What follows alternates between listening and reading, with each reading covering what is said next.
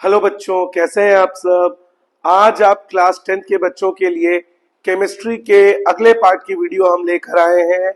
Last video में हमने exercise questions 1 से 8 तक सॉल्व किया था।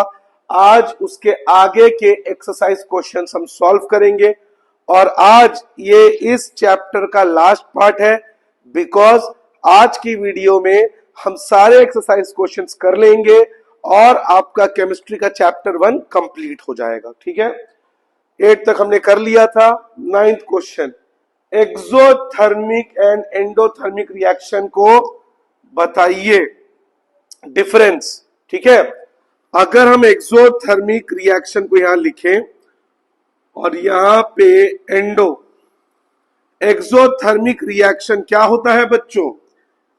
Energy is released in the form of heat and light। मतलब एनर्जी जो है वो रिलीज होता है, जब ये रिएक्शन होता है तब एनर्जी सराउंडिंग में रिलीज होता है।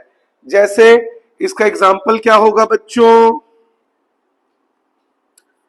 इसका एग्जाम्पल होगा रेस्पिरेशन। बिकॉज रेस्पिरेशन में जो खाना हम खाते हैं, फूड जब इंटेक करते हैं, वो ऑक्सीजन के प्रेजेंस में ब्रेक होता है और फिर हमारे सेल्स को ढेर सारी एनर्जी प्रोवाइड करता है। जैसे जो खाना हम खाते हैं, ये दिख रहा है ना पूरा, अल्टीमेटली हमें उसमें चाहिए ग्लूकोज। तो ग्लूकोज ऑक्सीजन के प्रेजेंस में ब्रेक होके हमें देता है carbon dioxide plus water plus energy. Respiration से ही हमारी बॉडी को एनर्जी मिलती है, तभी हम खाना खाते हैं। अल्टीमेटली उससे जो हमें एनर्जी मिलता है उसी से हम हमारे सारे काम करते हैं। ठीक है, तो ग्लूकोज का फॉर्मूला क्या है?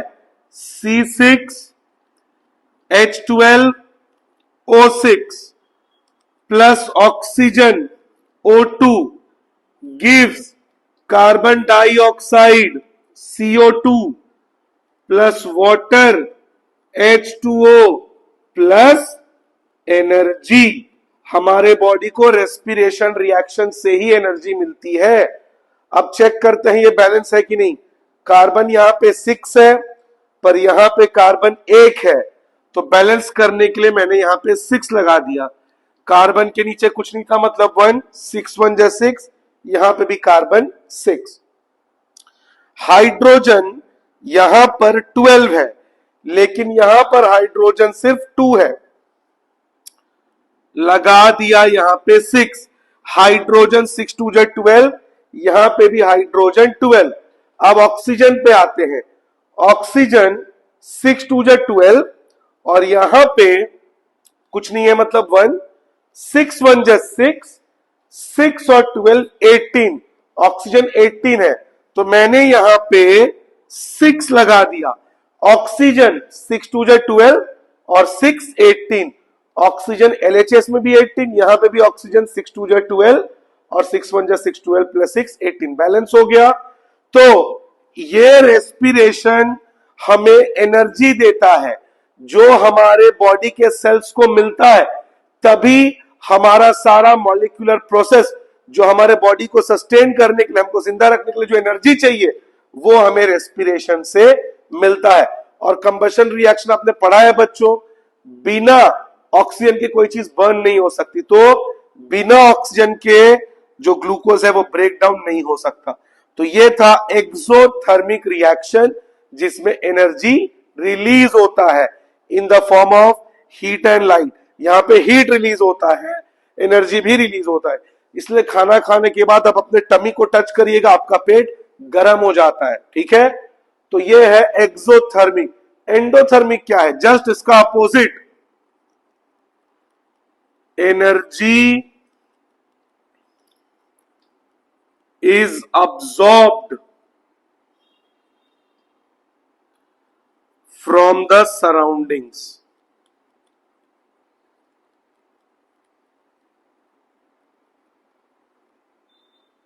Energy is absorbed from the surroundings to break the reactant into products. मतलब एंडोथर्मिक रिएक्शन में एनर्जी सराउंडिंग से अब्सॉर्ब की जाती है ताकि रिएक्टेंट को ब्रेक किया जा सके उसके प्रोडक्ट्स में, उसे कहते हैं एंडोथर्मिक रिएक्शन। जैसे for example electrolysis of water, ये वाला पोर्शन दिख रहा है, इलेक्ट्रोलिसिस ऑफ वाटर, जो इस चैप्टर में इसको हम उस नाम से जानते हैं इलेक्ट्रिक डिकम्पोजिशन।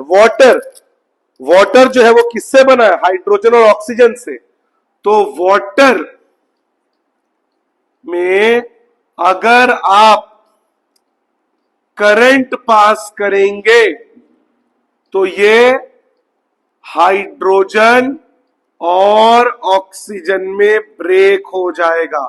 वाटर H2O, आपने इसमें पास किया करंट, तो इसने करंट से एनर्जी ली और उस एनर्जी से इसने खुद को ब्रेक कर लिया, हाइड्रोजन H2 और ऑक्सीजन O2। मतलब इलेक्ट्रिसिटी इसने लिया सिस्टम से और उस एनर्जी को जब इसमें मिला तो यह हाइड्रोजन और ऑक्सीजन में ब्रेक हो गया। सिंपल वर्ड में आपको समझाऊं बच्चों, जैसे एक ताला है, एक ताले को हथौड़ी से मार रहे हैं, हैमर कर रहे हैं, तो जो हैमर से जो आप उसको एनर्जी दे रहे हैं उस ताले को, ताला उस एनर्जी को अब्सॉर्ब कर रहा है और ताला टूट जा रहा है। इसका मतलब एनर्जी ताले ने अब्सॉर्ब किया तब जाके वो ब्रेक हुआ। अंडे को अगर हम उबाल रहे हैं, एक को अगर हम बॉयल कर रहे हैं, वो भी एग्जाम्पल है एंडोथर्मी का। कैसे? अंडे को अगर आप उबालेंगे तो अंडा जो है एनर्जी को अब्सॉर्ब करेगा तब जाके वो कुक होगा, वो भी एग्जाम्पल है एंडोथर्मिक का। क्यों? बिकॉज जब आप अंडे को गर्म कर रहे हो, हीट कर रहे हो, उस हीट से अंडा एनर्जी ले रहा है और तभी वो कुक हो पा रहा है। तो ये भी एग्जाम्पल है एंडोथर्मिक का। बैलेंस कर लेते हैं। ऑक्सीजन यहां पर एक है लेकिन यहां पे दो है, 2 लगा दिया, ऑक्सीजन 2 1 जा 2, यहां पे भी ऑक्सीजन 2, हाइड्रोजन 2 2 जा 4, यहां पे भी 2 लगा दिया, हाइड्रोजन हो गया 4। तो ये किसका एग्जाम्पल है? एंडोथर्मिक। तो एक्सोथर्मिक में एनर्जी रिलीज होता है सराउंडिंग्स में, और एंडोथर्मिक में सराउंडिंग से एनर्जी लेकर रिएक्टेंट को, रिएक्शन में वाटर पार्टिसिपेट किया और ये अपने प्रोडक्ट्स हाइड्रोजन और ऑक्सीजन में ब्रेक हो गया। ठीक है। एक्सोथर्मिक को कॉम्बिनेशन रिएक्शन भी कहते हैं, कॉम्बिनेशन रिएक्शन, और एंडोथर्मिक को कहते हैं डिकम्पोजिशन। क्यों? आप देखिए कॉम्बिनेशन रिएक्शन क्या होता है?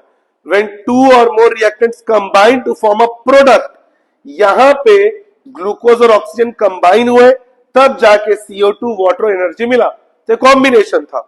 और डिकम्पोजिशन में जो रिएक्टेंट्स है वो ब्रेक हो जाता है प्रोडक्ट्स में, यहां पे वाटर ब्रेक हो गया हाइड्रोजन और ऑक्सीजन में। तो एंडोथर्मिक को डिकम्पोजिशन रिएक्शन का एग्जांपल कह सकते हैं और एक्सोथर्मिक को कॉम्बिनेशन रिएक्शन का एग्जांपल कह सकते हैं। स्क्रीनशॉट ले लीजिए आप इसका। अगला क्वेश्चन है, respiration is an exothermic reaction, why? अभी मैंने आपको समझाया बच्चों यहां पे कि रेस्पिरेशन में एनर्जी रिलीज होती है in the form of heat. Heat release होता है तभी हमारा पेट गर्म हो जाता है खाना खाने के बाद, और जो एनर्जी रिलीज होती है उसी से हम हमारे काम करते हैं। अगर हमारे बॉडी को एनर्जी नहीं मिली तो हम सरवाइव नहीं करेंगे। तो रेस्पिरेशन से एनर्जी रिलीज होती है, इसीलिए respiration is an exothermic reaction. अगला डीकंपोजिशन और कॉम्बिनेशन, मैंने अभी अभी आपको समझा दिया बच्चों कि डीकंपोजिशन एंडोथर्मिक रिएक्शन का एग्जांपल है और कॉम्बिनेशन एक्सोथर्मिक रिएक्शन का एग्जांपल है। मतलब कॉम्बिनेशन में एनर्जी रिलीज होता है, डीकंपोजिशन में एनर्जी अब्सॉर्ब होता है। कॉम्बिनेशन में दो या दो से ज्यादा प्रोडक्ट मिलकर एक नया रिएक्टेंट मिलकर एक नया प्रोडक्ट बनाते हैं। यहां पे ग्लूकोज और ऑक्सीजन रिएक्टेंट है, इन्होंने मिलकर एक प्रोडक्ट बनाया CO2 वाटर और एनर्जी। और डीकंपोजिशन में जो प्रोडक्ट है, जो रिएक्टेंट है, वो अपने प्रोडक्ट्स में ब्रेक डाउन हो जाता है। इसमें कंबाइन होता है, इसमें ब्रेक डाउन होता है। तो यही है डीकंपोजिशन और कॉम्बिनेशन रिएक्शन। एक और एग्जांपल देके आपको बताता हूं। आपने बच्चों इसका स्क्रीनशॉट ले लिया होगा। अब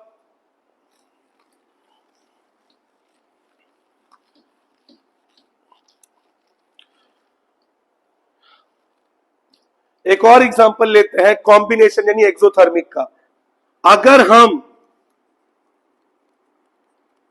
नेचुरल गैस को बर्न करेंगे, और कोई भी चीज बिना ऑक्सीजन के कंबशन नहीं हो सकता, अगर हम नेचुरल ऑक्सीजन को बर्न करेंगे ऑक्सीजन के प्रेजेंस में, तो हमें क्या मिलेगा? Carbon dioxide plus water. Natural gas किसको कहते हैं बच्चों? मीथेन। यानी कि CH4 plus oxygen O2 gives carbon dioxide CO2 plus water H2O। तो ये भी एग्जाम्पल है किसका? कॉम्बिनेशन रिएक्शन का। यहां पे नेचुरल गैस, मीथेन और ऑक्सीजन कंबाइन हुए और इन्होंने मिलकर CO2 और वाटर रिलीज किया। अब चेक कर, ये बैलेंस है, कार्बन यहां पे एक है, यहां पे भी एक है, लेकिन ऑक्सीजन यहां पे दो है और यहां पे दो और एक तीन है। तो मान लीजिए मैंने यहां पे 2 लगा दिया, 2 1 जा 2 और यहां पे भी 2। ऑक्सीजन 2 और 2 4, यहां पे 2 लगा दीजिए, 2 2 जा 4। हाइड्रोजन 2 2 जा 4, यहां पे भी हाइड्रोजन 4। ये किसका एग्जाम्पल है? Combination reaction. और डीकंपोजिशन, डीकंपोजिशन रिएक्शन मैंने बताया था डीकंपोज होता है, ठीक है। अगर कैल्शियम कार्बोनेट को, जो मार्बल का केमिकल नेम है, अगर इसको आप हीट करेंगे तो उस हीट से वो एनर्जी लेगा और ये ब्रेक डाउन हो जाएगा carbon dioxide plus calcium oxide. Calcium carbonate CaCO3, इसको हमने कर दिया हीट, तो ये ब्रेक हो गया carbon dioxide CO2 plus calcium oxide CaO, जिसे क्विक लाइन भी कहते हैं। चेक कर लीजिए, कैल्शियम यहां पे एक है, यहां पे भी एक है, कार्बन एक है, यहां पे भी एक है, ऑक्सीजन 2 और 1 3, यहां पे भी ऑक्सीजन 3। तो यहां पे कैल्शियम कार्बोनेट को जब आपने हीट किया, उसने उस हीट से एनर्जी लिया और एनर्जी को अब्सॉर्ब करके वो ब्रेक डाउन हो गया कार्बन डाइऑक्साइड और कैल्शियम ऑक्साइड। तो किसका एग्जाम्पल था? Decomposition reaction. आप इसका स्क्रीनशॉट ले लीजिए। तो बच्चों ये हमने 11th क्वेश्चन भी देख लिया। अब 12th क्वेश्चन, फिर से डीकंपोजिशन बताना है, हीट का, लाइट का, इलेक्ट्रिसिटी का। हीट का मैंने आपको अभी अभी समझाया, ठीक है, कि जब कैल्शियम कार्बोनेट को हमने हीट किया तो वो कैल्शियम ऑक्साइड और कार्बन डाइऑक्साइड में ब्रेक हो गया। इलेक्ट्रिसिटी का मैं आपको अभी अभी बता चुका हूं बच्चों कि वाटर में जब आप करंट पास करेंगे तो हाइड्रोजन और ऑक्सीजन में ब्रेक हो जाता है, वो भी इसका डीकंपोजिशन हो गया। लाइट, जिसको फोटो डीकंपोजिशन बोलते हैं, यानी कि सनलाइट, जिसको हम क्या कहते हैं? Photo decomposition.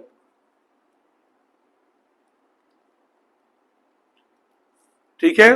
अब सिल्वर क्लोराइड में जब सनलाइट पड़ेगा तो ये सनलाइट को अब्सॉर्ब करके ब्रेक हो जाएगा सिल्वर प्लस क्लोरीन। ठीक उसी तरह अगर सिल्वर ब्रोमाइड को सनलाइट दिया जाए तो ये भी ब्रेक हो जाएगा सिल्वर प्लस ब्रोमाइन में। ठीक है, सिल्वर क्लोराइड, सिल्वर एजी उसका लैटिन नेम होता है AgCl। जब इसमें सनलाइट पड़ा तो ये ब्रेक हो गया silver Ag plus chlorine Cl2। Balance करने के लिए यहां पे भी 2 लगा दीजिए, यहां पे भी 2 लगा दीजिए। सेम सिल्वर ब्रोमाइड AgBr, जब इसमें भी पड़ा सनलाइट तो ये ब्रेक हो गया Ag प्लस Br2। बैलेंस करने के लिए यहां पे भी 2 लगा दीजिए, यहां पे भी 2। ये कौन सा डीकंपोजिशन है? ये है लाइट का डीकंपोजिशन। जब सनलाइट पड़ेगा तो ये डिकम्पोज हो जाएगा, सिल्वर क्लोराइड डिकम्पोज हो जाएगा सिल्वर और क्लोरीन में, सिल्वर ब्रोमाइड डिकम्पोज हो जाएगा सिल्वर और ब्रोमाइन में। ठीक है, और इस रिएक्शन को जब मैंने लेसन पढ़ा रहा था तो मैंने बताया था कि इसको कहते हैं ब्लैक एंड व्हाइट फोटोग्राफी। इसको कहते हैं ब्लैक एंड व्हाइट फोटोग्राफी। ठीक है, यह है आपका डीकंपोजिशन के अलग अलग एग्जांपल्स। ठीक है, अब हम डिस्कस करेंगे डिस्प्लेसमेंट और डबल डिस्प्लेसमेंट। इसका स्क्रीनशॉट ले लीजिए। अब हम डिस्कस करेंगे बच्चों डिस्प्लेसमेंट और डबल डिस्प्लेसमेंट रिएक्शन। डिस्प्लेसमेंट क्या होता है मैंने पहले ही बताया था, जब एक highly reactive element takes the place of less reactive element. और डबल डिस्प्लेसमेंट में आयोनिक या प्रेसिपिटेशन रिएक्शन होता है, क्योंकि इसमें आयंस एक्सचेंज होते हैं और एक प्रेसिपिटेट बनता है जो पानी में डिसॉल्व नहीं होता। एक एक करके देखते हैं। सबसे पहले डिस्प्लेसमेंट रिएक्शन, जैसे जिंक प्लस कॉपर सल्फेट। अब यहां पे बच्चों जिंक जो है वो कॉपर से ज्यादा रिएक्टिव है, इसका मतलब जिंक कॉपर की जगह ले लेगा, उसको डिस्प्लेस कर देगा, तो क्या बन जाएगा? जिंक सल्फेट और कॉपर को अकेला कर देगा। इसको मैंने आपको बताया था, जिंक थोड़ा बदमाश बच्चा है, चंचल बच्चा है, और कॉपर थोड़ा शांत रहने वाला बच्चा है। तो जिंक ने कॉपर को हटा के सल्फेट से दोस्ती कर ली, कॉपर बेचारा अकेला हो गया कि मेरा कोई दोस्त नहीं है, क्योंकि वो शांत रहने वाला बच्चा है। अब इसको रिएक्शन के फॉर्म में लिखिए, zinc Zn copper sulphate, copper Cu sulphate SO4 gives zinc sulphate ZnSO4 plus copper Cu। Already balance है, आपको बैलेंस करने की जरूरत नहीं है। मतलब zinc is more reactive than copper, so it has displaced copper। तो उसने कॉपर को कर दिया डिस्प्लेस। ये है displacement reaction, when a highly reactive zinc takes the place of less reactive zinc and it has displaced copper in the reaction। ये है displacement reaction. Screenshot ले लीजिए। अब हम देखेंगे double displacement reaction.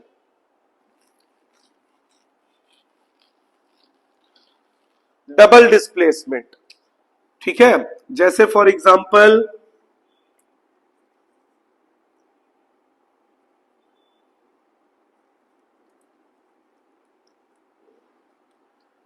Barium chloride plus sodium sulphate. अब यहां पे जो बेरियम है बच्चों, ये डिस्प्लेस कर देगा सोडियम को, और सोडियम जगह ले लेगा किसकी? बेरियम की। यानी रिएक्शन के बाद क्या हो जाएगा बच्चों? बेरियम सोडियम की जगह चला गया, तो क्या बन जाएगा? बेरियम सल्फेट, और सोडियम बेरियम की जगह आ जाएगा, तो क्या बन जाएगा? Sodium chloride.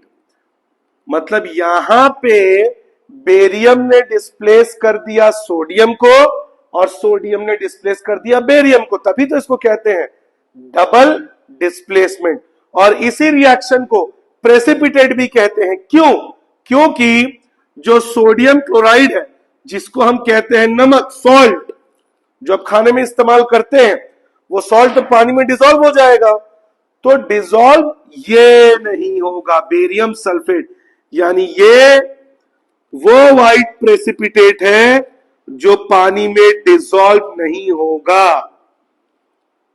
पानी में डिसॉल्व नहीं होगा, मतलब ये वो प्रेसिपिटेट है जो पानी में डिसॉल्व नहीं होगा, ये तो डिसॉल्व हो जाएगा। अब इसको रिएक्शन के फॉर्म में देखते हैं, ऊपर में शो हो रहा है। Barium chloride BaCl2 plus sodium sulphate Na2SO4 gives barium sulfate BaSO4 plus sodium chloride NaCl।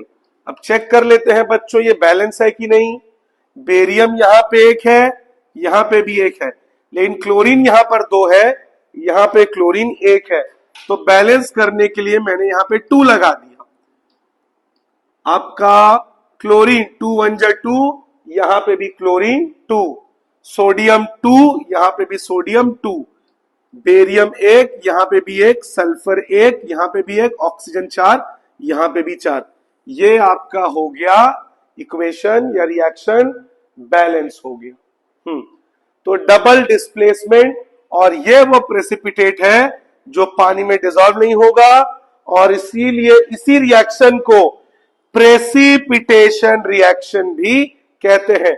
यानी डबल डिस्प्लेसमेंट रिएक्शन को ही प्रेसिपिटेशन रिएक्शन कहते हैं। ठीक है, क्योंकि बेरियम सल्फेट जो है वो पानी में डिसॉल्व नहीं होगा। ठीक है, तो ये हो गया रिएक्शन। अब इसी को आयोनिक रिएक्शन भी क्यों कहते हैं बच्चों? क्योंकि जो सल्फेट होता है, सल्फेट ये होता है SO4 और उसका आयन होता है 2-। ठीक है, और बेरियम जो है ये होता है 2। तो जैसे मैंने बताया बच्चों आपको, इसको आयनिक रिएक्शन भी कहते हैं। क्यों कहते हैं? बिकॉज सल्फेट ये माइनस में है और बेरियम प्लस में है, तो exchange of ions take place 1 plus and minus. तो इसीलिए डबल डिस्प्लेसमेंट को आयनिक भी कहते हैं और इसी को प्रेसिपिटेशन रिएक्शन भी कहते हैं। तो ये हो गया आपका डिस्प्लेसमेंट और डबल डिस्प्लेसमेंट। मतलब डिस्प्लेसमेंट में आयंस का एक्सचेंज नहीं होता, डिस्प्लेसमेंट में कोई सॉल्युबल प्रेसिपिटेट फॉर्म नहीं होता जो इसमें फॉर्म होता है। स्क्रीनशॉट ले ले इसका। अब डिस्कस करेंगे बच्चों हम लोग सिल्वर को कैसे रिकवर करें सिल्वर नाइट्रेट से, कॉपर की मदद से। कॉपर जो कि ज्यादा रिएक्टिव होगा, कॉपर की हेल्प से सिल्वर नाइट्रेट से हम सिल्वर को डिस्प्लेस कर देंगे। कैसे देखते हैं, समझ लीजिए। कॉपर प्लस सिल्वर नाइट्रेट, तो जैसा मैंने आपको बताया कि सिल्वर, कॉपर जो है वो सिल्वर से ज्यादा रिएक्टिव है, तो कॉपर सिल्वर को डिस्प्लेस कर देगा, तो कॉपर नाइट्रेट के साथ आ जाएगा। और सिल्वर को उसने कर दिया अलग। इस तरह से हमको प्योर सिल्वर मिल जाएगा। ठीक है, कॉपर ने सिल्वर को डिस्प्लेस कर दिया सिल्वर नाइट्रेट से और सिल्वर की जगह ले ली और सिल्वर को अलग कर दिया। ये डिस्प्लेसमेंट रिएक्शन का एग्जांपल है। Copper Cu plus silver nitrate AgNO3 gives copper nitrate CuNO3 twice plus silver that is Ag। अब चेक कर लेते हैं बच्चों कि ये बैलेंस है या नहीं। कॉपर यहां पे एक है, यहां पे भी कॉपर एक है। नाइट्रोजन लेकिन बच्चों यहां पे 2 है और यहां पे नाइट्रोजन एक है। मान लीजिए मैंने यहां पे 2 लगा दिया तो नाइट्रोजन 2 1 जा 2, यहां पे भी नाइट्रोजन 2 1 जा 2।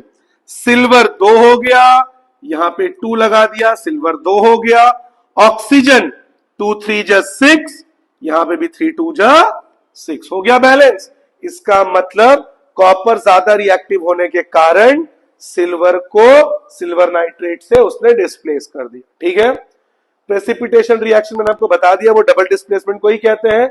अब ऑक्सीडेशन और रिडक्शन, अगर रिएक्शन में ऑक्सीजन ऐड हो जाएगा तो ऑक्सीडेशन और अगर रिड्यूस हो जाएगा तो reduction.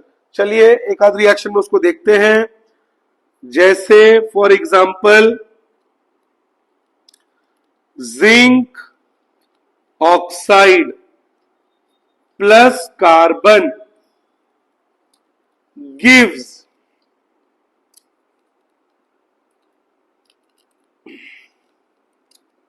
Carbon monoxide plus zinc. Zinc oxide यानी ZnO plus carbon C gives carbon monoxide CO और जिंक Zn। चेक कर लीजिए, यहां पे पहले जिंक ऑक्साइड में ऑक्सीजन था लेकिन रिएक्शन के बाद जिंक ऑक्साइड अकेला हो गया, ऑक्सीजन इसमें से हट गया, मतलब जिंक ऑक्साइड रिड्यूस होके बन गया जिंक। तो जिंक ऑक्साइड रिड्यूस होके बन गया जिंक और कार्बन जो अकेला था रिएक्शन के बाद उसमें ऑक्सीजन ऐड हो गया और वो बन गया कार्बन मोनोऑक्साइड। तो कार्बन ऑक्सीडाइज होके बन गया कार्बन मोनोऑक्साइड और जिंक ऑक्साइड रिड्यूस होके बन गया जिंक। तो ये था रिडॉक्स रिएक्शन। ठीक है, इसका स्क्रीनशॉट ले लीजिए बच्चों आप लोग। एक और रिएक्शन देखते हैं।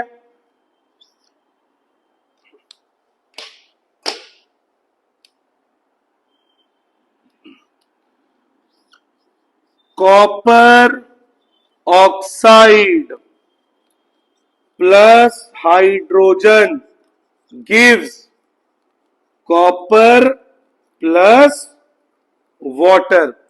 रिएक्शन से पहले कॉपर ऑक्साइड था, इसमें ऑक्सीजन था, रिएक्शन के बाद ये अकेला हो गया कॉपर, मतलब ये कॉपर ऑक्साइड रिड्यूस होके बन गया कॉपर, रिडक्शन। और रिएक्शन से पहले हाइड्रोजन अकेला था, इसमें ऑक्सीजन ऐड हो गया तो ये ऑक्सीडाइज होके क्या बन गया वाटर। हाइड्रोजन में ऑक्सीजन ऐड होगा तो ऑक्सीडाइज होके क्या बन गया water. Copper oxide CuO plus H2 gives copper Cu plus H2O. Is it balanced? Copper single single, oxygen एक एक, हाइड्रोजन दो दो, एक एक, ऑक्सीजन एक एक, ऑलरेडी बैलेंस है। तो ये हमने 16th क्वेश्चन तक आपको पूरा बता दिया। अब सिर्फ 4 क्वेश्चन और हैं, 17, 18, 19, 20। अब हम उसको देखते हैं। इसको स्क्रीनशॉट ले लीजिए। ये लास्ट के 4 क्वेश्चन है बच्चों, उसके बाद ये चैप्टर पूरा कंप्लीट हो जाएगा। यहां पे 17th क्वेश्चन है, shiny metal X becomes black in color on heating with air।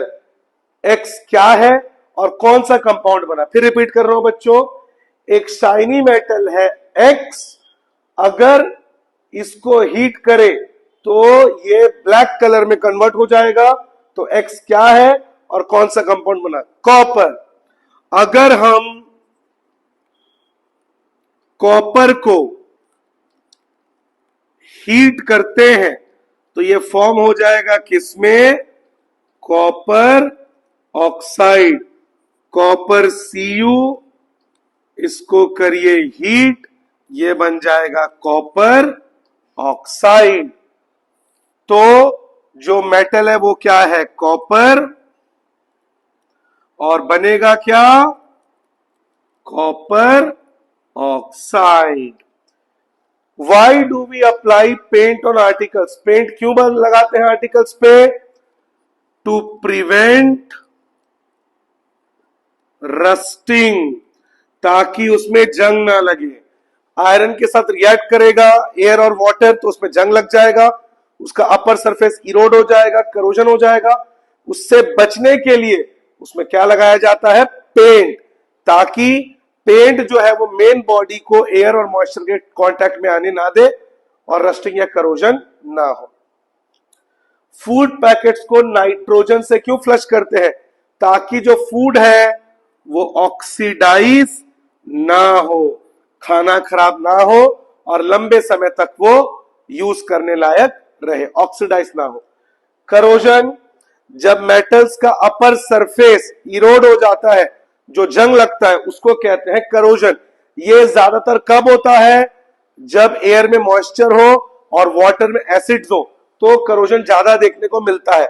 इसमें सिल्वर ब्लैक कलर में कन्वर्ट हो जाता है, कॉपर ग्रीन में कन्वर्ट हो जाता है और आयरन रेडिश ब्राउन। उस चीज को कहते हैं करोजन। और रेंसिडिटी किसे कहते हैं? जब फूड ऑक्सीडाइज हो जाए। जब फूड क्या हो जाए? ऑक्सीडाइज, तो उसका स्मेल चेंज हो जाता है और फूड जो है वो स्पॉइल हो जाता है। इसको क्या कहते हैं? रेंसिडिटी। उसी से बचने के लिए एंटीऑक्सीडेंट के तौर पे नाइट्रोजन या सॉल्ट या मस्टर्ड ऑयल डाला जाता है, ताकि खाना ऑक्सीडाइज ना हो, रेंसिडिटी ना हो। ठीक है, तो इस तरह से बच्चों हमने आपका केमिस्ट्री का चैप्टर 1 पूरा कंप्लीट कर दिया। पूरा lesson, internals along with exercise का एक एक क्वेश्चन हमने कर लिया। आई होप इस वीडियो के बाद आपको केमिस्ट्री का चैप्टर 1 बहुत अच्छे समझ में आ गया हो। चैनल को हमारे सब्सक्राइब करें, ज्यादा से ज्यादा हमारे वीडियो को लाइक और शेयर करें। इसी तरह की वीडियो से हम आपकी पूरे 10th की तैयारी करवाएंगे। मिलते हैं आपसे अगले वीडियो में। Have a good day.